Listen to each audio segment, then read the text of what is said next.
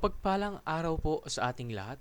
Ako po si Emmanuel o Alejandra. Ito po ang aking daily devotion ngayong July 9. And for today, ang ating pag-uusapan ay somewhat connected sa ating pinag-usapan kahapon ng kung bakit mahirap sumunod sa Diyos. And that relates to the topic of the New Covenant. And for today, we will be focusing on the New Covenant experience of the Holy Spirit.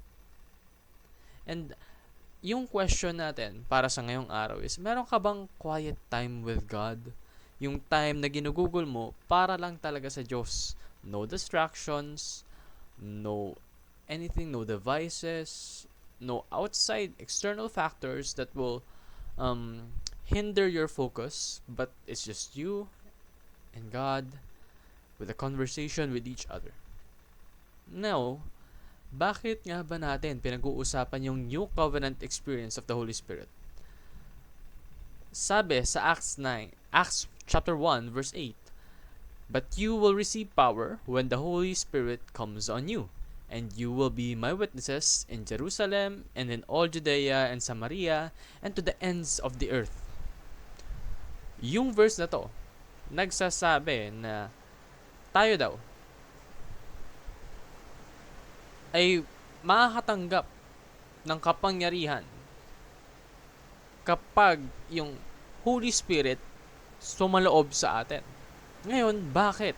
Bakit? Ano ba ginagawa ng Holy Spirit? The Holy Spirit is the Spirit of God that shows us, that guides us towards righteousness.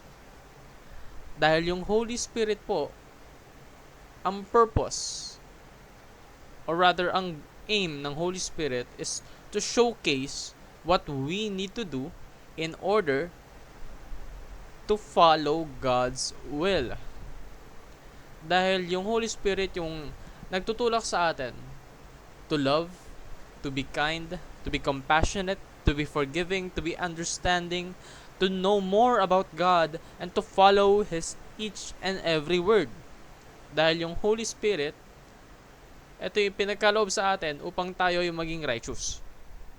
So kapag sinabi na you will receive power when the Holy Spirit comes on you, that is the meaning of it.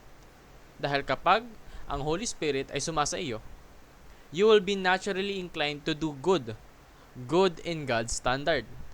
And ikaw, bilang taong merong Holy Spirit na sumasa iyo, you will become a witness for everyone to see. Dahil kapag yung mga tao, inoobserbahan ka, kasi that's what people do. They judge, they observe others. And when they do that to you, and you have the power because you have the Holy Spirit in you, malalaman nila na, oo nga no, kakaiba tong Kristiyano na to, kakaiba tong believer of Jesus na to. Meron siyang Holy Spirit sa kanya, kaya yung mga ginagawa niya ay excellent at nag-glorify kay God. And that, as a Christian, is a big honor for us because under the New Covenant, the Holy Spirit's permanent indwelling is a distinct blessing. I would like to emphasize permanent indwelling kasi kapag tayo, we decide to follow God, to believe Him with all our hearts and all our might, yung Holy Spirit ay mapapasa atin. At ito'y permanent. Hindi kayang tanggalin. Kumbaga, namarkahan na yung buhay mo ay para sa Diyos. At papatunayan ito ng Holy Spirit. Because the Holy Spirit teaches and empowers every believer in order to bear the fruit of the Spirit, which is kindness, forgiveness, compassion, so on and so forth. And in doing so, the Holy Spirit secures the victory of God's kingdom here on earth. And you are a living proof of that. Na kapag ikaw, nasa sayo yung Holy Spirit, you listen and you obey the Holy Spirit's commands, victory yun dito sa earth for God's kingdom. Dahil ikaw, nakikinig ka sa plano ng Diyos sa'yo, and you act upon it. Kumbaga sinusunod mo yung turo ng Holy Spirit, And in doing so, you will honor God and you will be a witness, a living testimony of His power and His grace.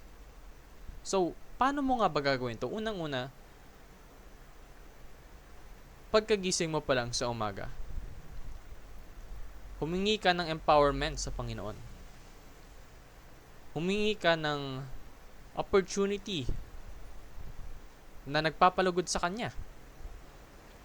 Humingi ka ng lakas, ng will, for you to fully obey the Holy Spirit's commands.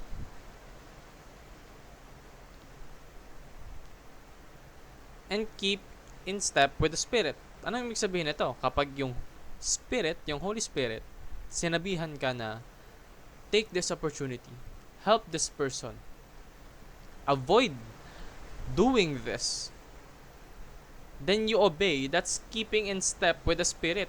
Kumbaga, sinusunod mo yung payo niya, yung hakbang niya.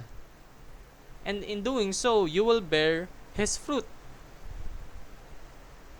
So, makinig po tayo sa Holy Spirit dahil ito yung blessing na binigay sa atin ng Panginoon for us to be obedient, to give glory to God. No? Yun lamang po ang aking daily devotion. Maraming salamat sa pakikinig. Pagpalain po tayong lahat and let us all give glory to God.